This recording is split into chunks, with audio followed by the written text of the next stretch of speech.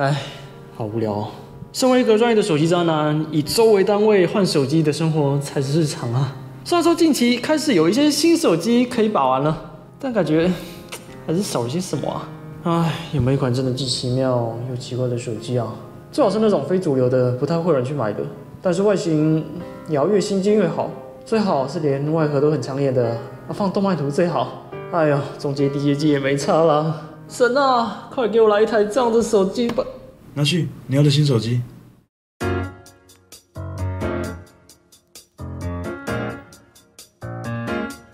Hello， 大家好，我是阿哲，又是一部手机评测长片。但今天要介绍的这支，真的是即使这几个月已经排了一堆东西要介绍了，它的特别程度还是会让我相当之期待的那种。总之，它的产品定位以2024年来讲，已经算小众了啦。但就是因为这份特别，使得除了这部分圈子当中有一定的讨论度之外，也已经有许多观众敲碗 ING 了。甚至我当初只是 po 了张下单的照片上去，就有一堆人猜出我买了什么啦。反正我们就边开箱边介绍吧。绝对不是因为这只手机的外盒有印着可爱的角色，所以让我有点迫不及待想多摸摸它了啊。先从左上角看起吧，这边写着 Moondrop， 这是它的牌子。接着是4个英文字 MIAD， 然后数字01。为什么称作 MIAD？ 这边有写了，就是 Mobile Internet Audio Device， 直翻就是行动网络音讯装置。换个说法是什么？就是音乐手机的意思啊。它就是中国的发烧新星水月语 MIAD 01。对啦，相信目前许多对耳机音响方面较有研究的观众看到 Moondrop 就知道是什么牌子了，中文就叫做水月语。那我就老实讲了，因为我先前对耳机音响的涉猎可谓十分之浅，所以要不是这手机的出现，我是真的没有听过水月语这个品牌。那它其实也算是个耳机相关器材的新创品牌啦，但这几年来，水月语依然在业界闯出一番名号，从入门到旗舰的款式应有尽有。推出的产品包含头戴式耳机、入耳式耳机、真无线耳机，以及俗称小尾巴的音讯处理器。那其中即使低价的型号也都获得过很有发挥潜力的评价，有不少款式在各界都非常热卖，包含台湾也是。而且水月语也是蛮斜杠的，除了声音相关之外，它现在连机械键盘都在做了。所以这么说来，因为手机也不算是他们最斜杠的产物啦，但论小众程度，它绝对是榜上有名的。毕竟它已经是当今少见专门为耳机发烧友打造的手机了。各位翻一下你们的记忆，想想看你们有多久没听过音乐手机这个名词了呢？几年前按键手机依旧热门的年代 ，Sony Ericsson 还有个 Walkman，Nokia 还有个 Express Music， 他们所强打的就是听音乐，不仅会在机身外形放上音乐播放控制键等设计之外，界面上也有许多音乐相关功能，有些还会额外强打音质这样。而随着时光慢慢推移，其实大众拿手机听音乐的需求还是没有变少。但很明显可以看到，主打音乐的手机已经越来越不被厂商所注重投入了，而是尽全力在哪一块上面？相机。这10年来，厂商不断的在相机软硬体上面堆料研发，那得到的进步成果当然也非常显著。而相对来讲，音乐手机就真的是有点停滞不前啦。在我先前评测过的手机当中，最接近所谓音乐手机的就是 LG V60 了，它是极少数还有在强打音质这块的手机。结果你看 V60 至今也有4年历史。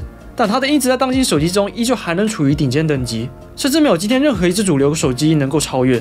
你就知道厂商们大多都不是很注重这点了，而且不注重也没差嘛。从 V60 的销量来看就知道，在意这个的人不多了。但各位也别误会啦，并不是因为注重音质的人比以前还少了，而是这些人已经习惯不以单纯手机作为听音乐的载具了，要么就是拿不具备手机功能的音乐播放器，就比如我上次出音企划的那个 Sony Walkman。那种就是内建 Android 系统，然后也有强打聆听体验，但就是不能打电话。那要么就是你用现有的手机，然后接上音质好的小尾巴，这样就是能够用手机听音乐，音质部分也可以用小尾巴来负责。只是这两者就各有不方便之处嘛。那音乐播放器就代表它还是不能取代你的手机，比如出门听音乐就还是要2台都带着。那如果是手机接小尾巴，顾名思义就是你的手机会多出一条尾巴来，在辨析性上还是会打些折扣。不过多数注重音质的人就也不太会在乎这点不方便嘛。就跟很多喜爱摄影的人一样，多带台相机出门也不会觉得麻烦。但我相信也有一些人还是有点希望一切可以合为一体，比如我就是这么想的。你就给我一只手机，直接插上我自己的耳机，不要接别的东西，就可以让我享受比别家手机还要好的音质。但是这个音质能好到什么程度，我自己的耳朵目前也还不知道，到时一定是得好好听听看的。那整个箱子是走这种大大的，然后薄型的设计，而且他们家的耳机外盒也都一定会印上一个2次元少女的图啦。这应该是水月语他们自家的角色，还不错，香气有到位。那打开上盖之后，手机本体就躺在这啦。它的外形绝对也是吸睛之处。首先可以看到它的正面是一块2侧曲面的萤幕，上下边框稍粗啦，但正脸是蛮方正的。然后自动挖孔在这边，上面又直接贴一张萤幕保护贴了。光看这边有一点点 A422 Ultra 那味，就是正面方侧面圆嘛，但是手感跟背面模样可就差多了。看看这与众不同的背面啊，这个就是中二两个字，没别的形容了。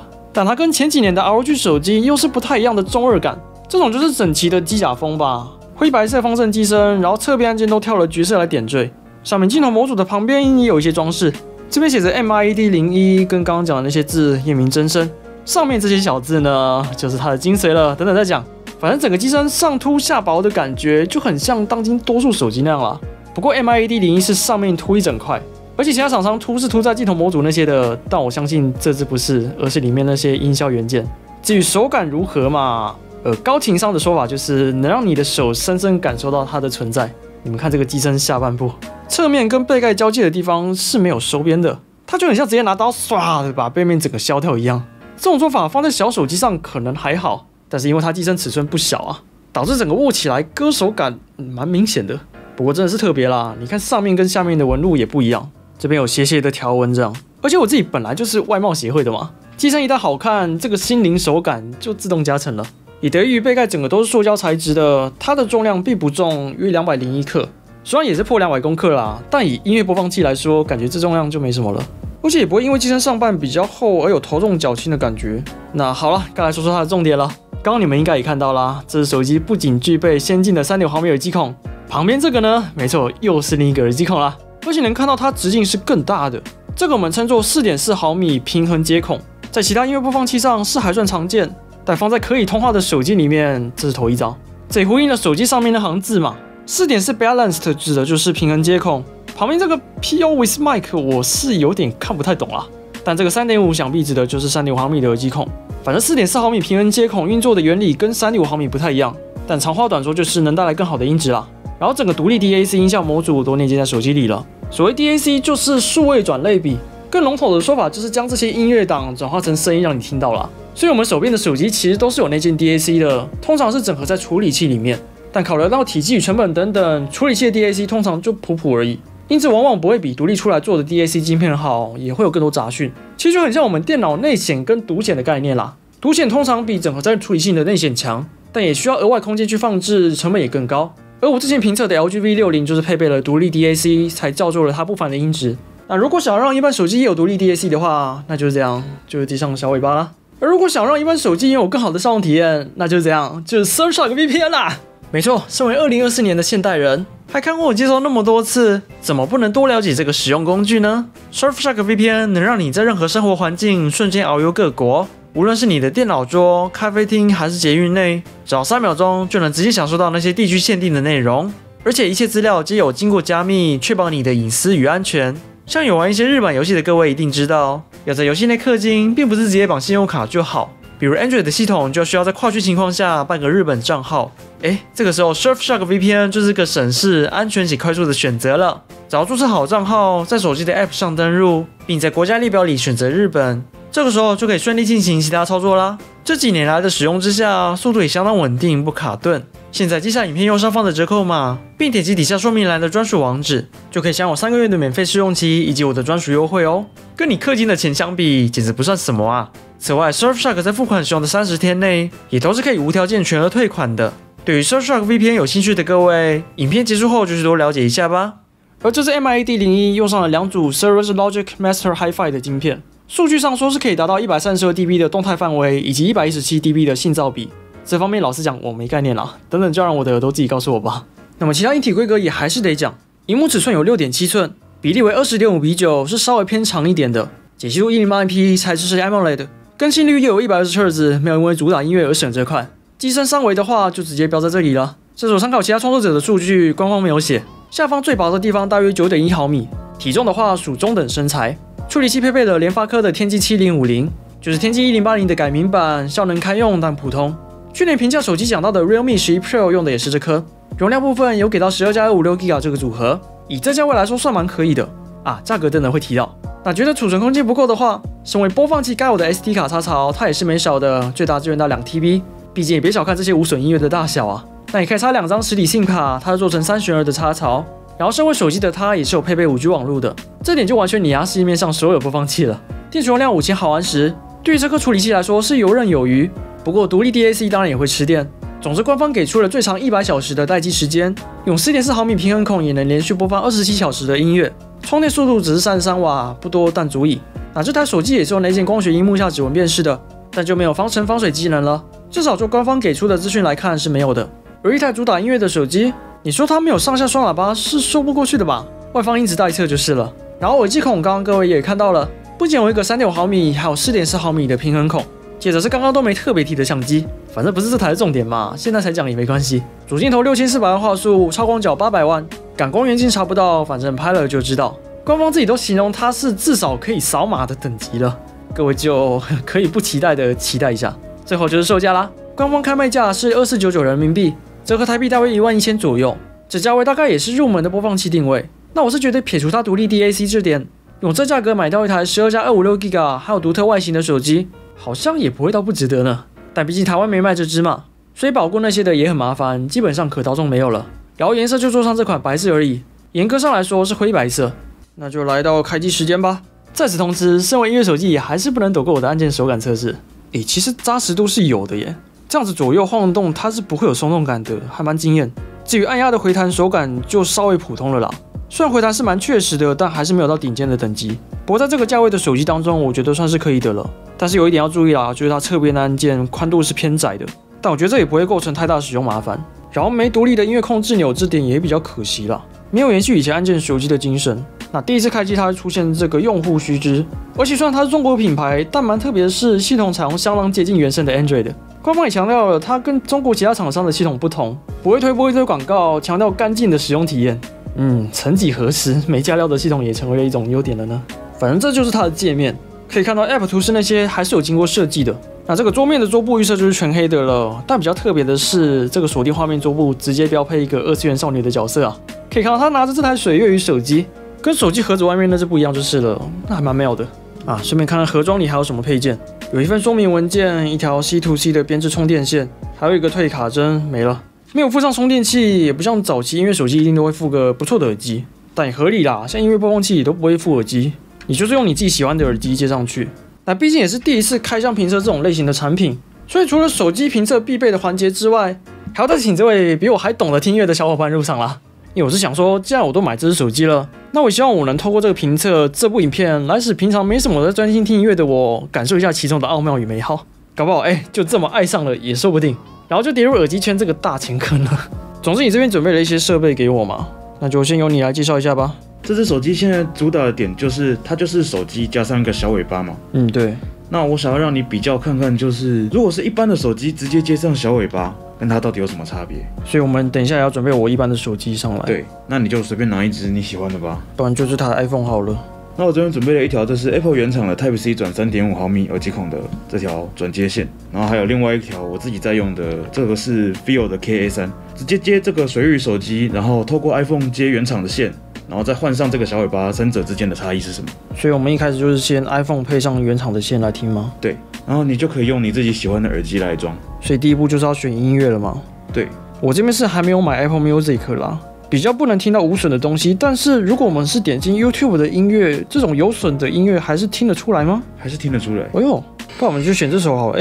所以它是要接上耳机之后才会有耳机发声，不然现在这个状况还是用喇叭发声的。对 ，iPhone 的逻辑好像都是这样子。好，那我们接下来要接哪个耳机呢？那就接你平常习惯的这个 Shure 的耳机好了。好啊 ，S1215，那你就接上去听听看吧。这我相信也是很多人 iPhone 的组合啦，就是接这种原厂的 Type C 或是 Lightning to 3.5的线。然后我们先回到水月鱼这只手机，刚刚有讲到 YouTube 嘛，那很多人可能会说，这个中国手机的话，不是没有内建一些 Google 的东西吗？可以看到这边内建的确是没有一些 Google 相关的功能，因为除了 Google 日历啊，怎么会有这个呢？反正不要紧，因为它要装上 Google 服务非常之简单，甚至呢是直接内建在设定里面的。这边有一个 Google Basic Services， 直接把它开起来应该就好了。这样子你要装 Play 商店或是 YouTube 那些，应该就直接装 APK 档了啦。那这个就先给你装吧，我来听听看 iPhone 上面的音质了。好，我大概有感觉了，所以我们现在就是要拿 iPhone 来接小尾巴吗？你就直接把耳机接到这个上面去。对，而且可以看到这个小尾巴，它除了3.5毫米之外，也有这个4.4的接孔，所以其实4.4也算是相对蛮常见的啦。但是如果在手机界上面的话，对，可能就没那么常见了。我真的也很有差这就有点颠覆我之前的印象了。我以为说 YouTube Music 这种经过压缩的东西，一般这种原厂线之类的，跟用一些比较专业的东西，就是不会有什么差别。但好，对不起，我刚刚听了3秒之后就马上感受出来了。该怎么讲啊？那个通透度吧，用这个原厂的线听起来就是会有一种闷闷的感觉。但穿上这个小尾巴之后，我感觉通透感少了蛮多的。不敢说是完全没有啦，但是如果以一层雾的话，这个的雾就是比较厚，那这个的话可能就是把雾给吸了一大半吧。这就是我这个对于音质没有什么研究的人下的一个评语。好了，反正经过了一段时间，我们也将这台 MID-01装上 YouTube 了。那我们接下来要做的事情，应该就跟这个小尾巴没关系了吧？是，现在就是直接让你听听看这只手机直接装耳机是什么感觉。好啊，跟这个装了小尾巴或者是这条原厂线比较起来的差别有什么不一样？哦，所以我们一开始就是直接先接这个3.5毫米吗？对。好啊，那我来接接看好了。虽然我自己都不知道它听起来什么样，我刚按了好几下，然后它的音量就只是少一点点而已。对，因为这手机好像有100段的音量调节吧，所以我按了好几次，它真的就只是下降一点而已。但是我觉得它可以再更贴心啦，就是显示那个数字出来。我记得有一些播放器，它按音量键跳出音量界面就会显示出数字来，但这个没有。而且我刚刚光是调40%就很大声了耶。反正我就来听听看吧。好，我可能要先回去 iPhone 加小尾巴，再听听看那个感觉。没有比较就没有伤害。好的，然后再换回来。我必须要说，就通透度而言，我觉得好像还是 iPhone 接小尾巴会好一些些，这是我自己的观感啦。那好，没关系，我们就再来进行下一步好了。下一个我们要接什么呢？开箱的环节先到这里，我们还有准备另外的播放器，也有比较好的耳机，这些到时候我们都会统一的让阿哲来听听看啊，所以也不是开箱阶段要放的。对，那这些设备啦，不是我提供的，这些是跟新竹立声 Audio 那边借来的。那也再次感谢他们愿意借我们设备，让我们可以好好的完成这次的测试。那总之简单的开箱体验就先到这边了。好啊，接下来心得的部分我再来好好让你玩玩。其实你刚刚讲开箱部分就到这边的时候有点失望了啊，我是听得不够尽兴呢。没关系，接下来你会听到饱。好了，如果开箱部分的测试环节到这边，那就到这边吧。对，等等新的部分我一定还会花时间继续专心听的。刚才那样根本还只是浅尝而已，而且我们目前还没有利用它的4.4毫米嘛。那究竟这支 MID-01身为手机的一面能带给我怎样的体验？身为播放器的一面又值不值得入手？几秒后就能见分晓啦。现在我与水月与 MID-01的生活正式开始咯。好，可以来说说我与这支水月鱼手机的心得了。我只能说开场就有些混乱了啊。首先，虽然 Google Play 商店在我开箱时就装好了，不过不意外的还是不像台湾直接买的一般手机那样能够快速转移资料，资料跟 App 都要自己手动传手动装，偏麻烦。但真正麻烦的是我当时接下来做的事，与其说麻烦，不如说是个小灾难。起初我本来想将这个主画面换个桌布看看，结果我不小心手滑，将锁定画面的少女桌布一并换掉了。但平常遇到这种情况，重新设回来就好了嘛。好，当下我就是打算这么做，但是我说那个桌布呢？这个出厂桌布换掉之后就换不回来了啊！反正当时就想说完蛋了，这种桌布也不是爬文就能找到的，难不成我又要整个重设手机了吗？但后来有找到解法啦，装个能进系统资料夹的档案管理器，再从其中一个档案进去捞出来就好了，过程有惊无险。只是这也代表水月雨你这桌布集根本没放这张进去啊！好，要是你以为我对这手机的吐槽已经结束，那你就太天真了，还早呢。之前我买国际版的红魔8 Pro， 不是有骂过那系统的繁体中文画质差吗？结果好啊，没想到如今我还能遇到更差的，要么一堆选项都是英文，要么就是没翻好，很奇怪。整个设定选单真的有够伤眼。再来，官方有说这手机主打原生系统没错，但真的不能因为这样就给我阳春简陋啊！首先桌面就是走一个极简风，自定度趋近于0，所以我直接跑去用第三方的了。只是原本还具有像素风的图标都会直接打回原形，你也会就此看到一些颇具年代感的东西。比如说图片库、讯息等等的 App， 上次看到这些 App 还是在我试用高通工程机的时候。那水月雨真的就是将 Android 系统最原始的内建程式原封不动包给我们了。不过水月雨还是有包一些自家的特色进去啦，那些图示采用像素风，那内建音效跟铃声也真的都是各种8bit 风格。但坦白讲，好不好听又是另一回事了。我当初还没开静音，手机放在旁边，这个通知声直接把我吓出一滴冷汗。不是啊，这些当初通知声真的有点诡异啊。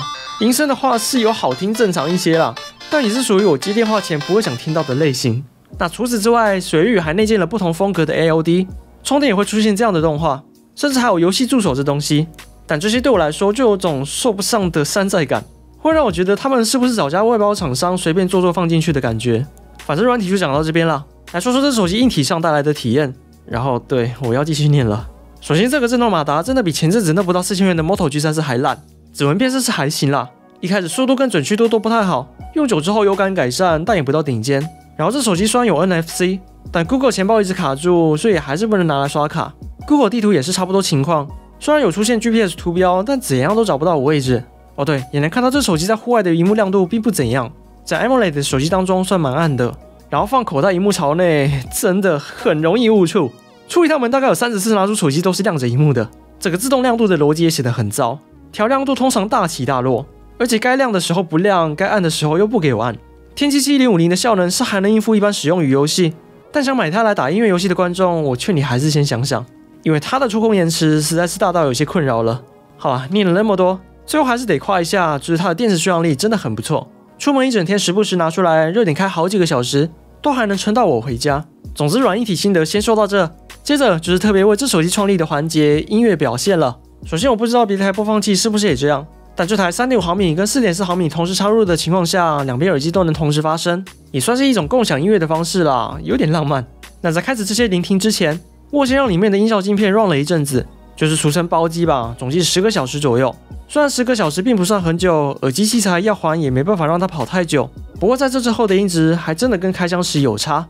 原本听着有些尖锐的，现在感觉有被磨圆了。反正这几天我真的是用尽我的耳朵仔细听、仔细感受了，主要都是拿与店家借的深海 IE600 耳机来听，并且设立了不少交叉比对的场景，每个场景我也都至少交叉比对了10次以上，也换了各种不同类型的歌。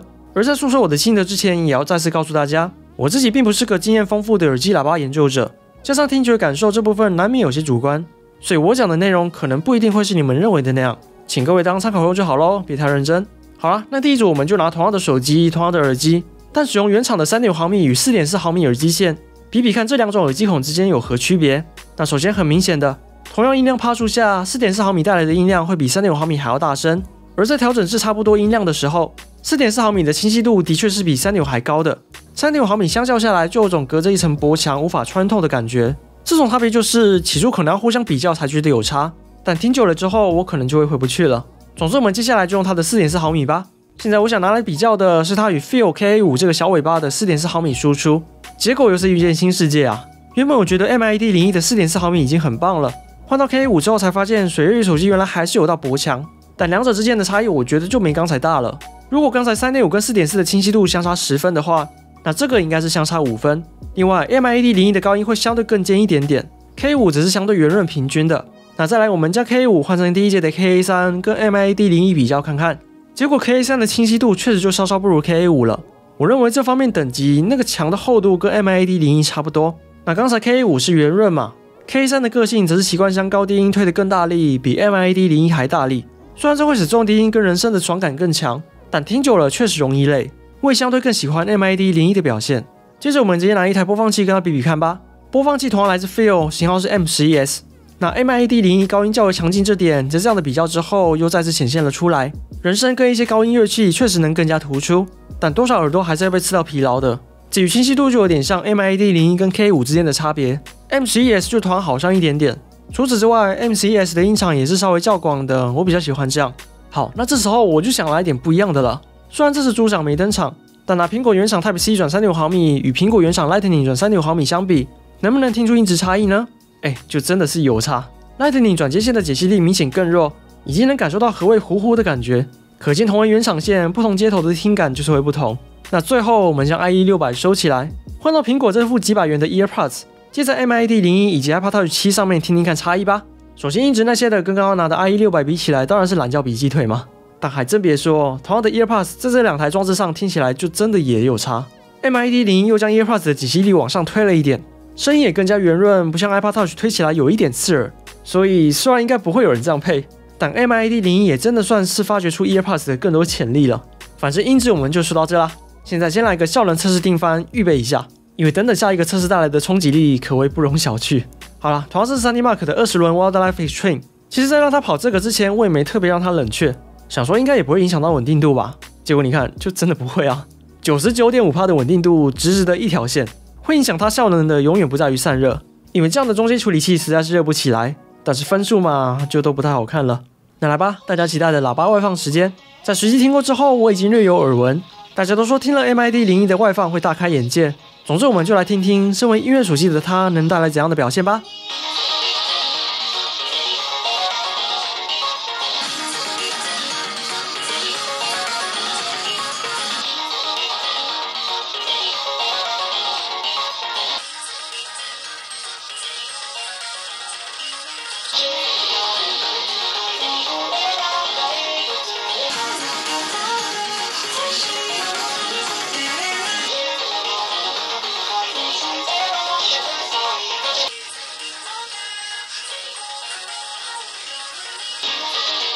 好啦，至少比 iPod Touch 7还要清楚大声嘛。但说真的，水月与手机这个外放，有让我有种当初看到它那些超简陋内建 App 的感觉了，就会有些疑问，厂商真的有在顾这个吗？总之音乐听完，它的相机终究还是要看的吧。首先厂商没说谎，这手机就是真的可以扫码，没任何问题。那主镜头规格后来有靠软体查到更多资讯了，虽然感光元件依旧不知道是哪颗，但焦段确定是24毫米，然后没有 OIS 防手震。感光元件大小则为普通的 1.8/1寸，而超广角就查不到了，反正看样张最重要。在这之前，先给各位看它的相机界面，这就有另外定制过了，还有这个 AI 调色按钮，但千万别去按。变焦有 0.6 倍跟2倍的选项，然后除了人像模式之外，它居然还有手动专一模式，快门时间最久16秒，而且可以排 RAW 档。更多模式里面有美颜、慢动作、超高画素、扫码、夜景等模式。看来这手机做相机软体比调教喇叭还要认真啊！此外，主镜头还合理，但前镜头也给我放2倍变焦的按钮进去啦。到底有谁自拍会用2倍望远镜拍啦？本来想说是不是它在这之下也能有良好的画质，拍了一张点开来看，是我想多了呢。总之，这应该是你能看到最详细的水域手机拍照测试了，蛮没意义的，但我就是做了。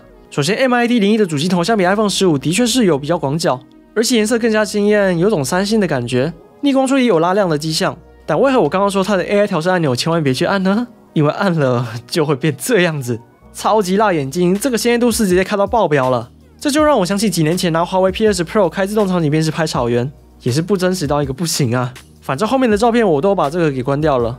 对，右边这张已经是关掉的模样。这张逆光是逆光没错，但 MID-01就帮我诠释了何谓 HDR 开过度的后果。整张照片没有阴影可言，变得相当平坦无起伏。哎，这样到底算有调教还是没调教？蛮确定没调教之处就在超广角啦。我甚至不用放大就能看出紫边了，满满的紫边。HDR 是也有做事，但好像也于事无补了。至于望远表现，我们就来看看 MID-01有没有利用它主镜的高画素，放到2倍之后，虽然细节丢了一点，但感觉还行。拉到10倍，好吧，它还是糊的。但相比前几张的乱七八糟 ，MID 在这里的表现已经算 OK 了。然后 iPhone 15的望远锯齿问题到现在也一直没修好。再来看看超高画素这里，超高画素，我真的没骗你。这手机用超高画素拍出来的照片，真的就是几乎全白，过曝到你阿嬷都认不得。我也搞不懂为何工程师没检查到这个就直接上架了。但好在手动模式也有 64MP 可以开，而且拍的是正常的啦。所以我们就来比较吧。iPhone 15最高可以输出2400万画素的照片，但是放大后我就搞不懂水月云那个6400万是怎么来的，完全就还是1200万的模样啊。那拿它来拍实物，首先三镜就没那么重了，后面能比较清晰，但现在是白平衡跑掉了，都偏绿了。接着打开夜景模式。现在水月雨的 HDR 又变没那么积极了，但我想应该是这个暗处它拉不起来了吧？你看上面那糊的程度就知道了。当时我就在想，是不是亮处影响了它的算法？于是我到这个整体更暗的地方，好吧，拍亮程度是差不多，但 MID-01现在是整张照片都糊了，不确定是不是失焦，反正我拍好几张都是这样。那 MID-01的夜景模式无法用超广角来拍摄，有一般拍照模式硬是去拍的话也不是不行，但它就是会给你满满的杂讯吃到饱，暗处也拉不上来，但就别为难它了吧。换到前镜头，美颜我确定关掉了，那我也相信 MID-01没有帮我另外修图啦，是这个画质已经减损到自带磨皮效果了。硬体规格写着3200万画素，实际上大概也就500万画素的水准。那录影各位就图个乐吧。MID-01最高支援 4K 30的画质，现在就是用 4K 录的，但体感 720P。软体防抖我也只能说它尽力了。拿一台音乐手机录影，你还能要求它什么呢？真的如官方所说，乖乖扫码就好啦。总之以上就是我与水月与 MID-01的使用心得。前面虽然吐槽了那么多，但回归它本分，拿来配上这些具有一定水准的设备们来听歌，确实还是颇享受的。这几天除了有成功把我耳朵稍微养刁了之外，也让我体会到那个专注于听觉感官、沉浸其中的美好。不过我也得说出一句我的真实感受，那觉得这手机真的很像只是塞了个音效镜片，再做个外形随机草草上市的工程机，那个未完成品的味道真的太重了。今天它若只是一台音乐播放器，那其他功能阳春我认为无伤大雅，毕竟它99%的用途就只有听音乐而已。但要是你赋予了它手机这个职位，那也就代表使用者会拿来做的事情绝对远不止放音乐了。这时候有没有兼顾到音乐以外的功能，真的就是会不会影响到整体使用体验的关键了。再者，你的音乐功能其实也没给到多少啊。设定里面当今一堆手机都会给的音效等化器，这是什么都没有，要就只能用第三方的，更别提那些音乐播放器标配的各种自定性了。MIT 这种空有硬体，其他缺东缺西的感觉，就好像给你一盘上等牛肉，但料理方式只有水煮一种而已，吃起来还是很顶，但久而久之会觉得乏味无趣。所以虽然今天我对它的总体评价说真的不太好，但厂商这产品还是有救的，拜托用你们的系统更新之力，让它渐渐成为一只优良有料的音乐手机吧。